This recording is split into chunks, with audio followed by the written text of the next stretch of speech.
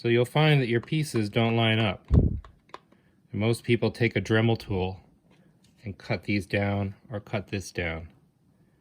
But I found a better option. Take a heat gun, turn it on. As long as it's a thick piece, it won't warp. Warm up that piece, press it together, and then slowly adjust it. Don't heat it up too much at one time. Just keep slowly adjusting it. See how they're fitting really close now? We're almost there.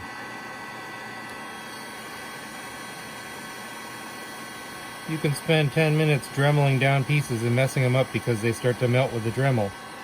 But here, we've now got a nice tight fitting piece, and we did it in less than a minute.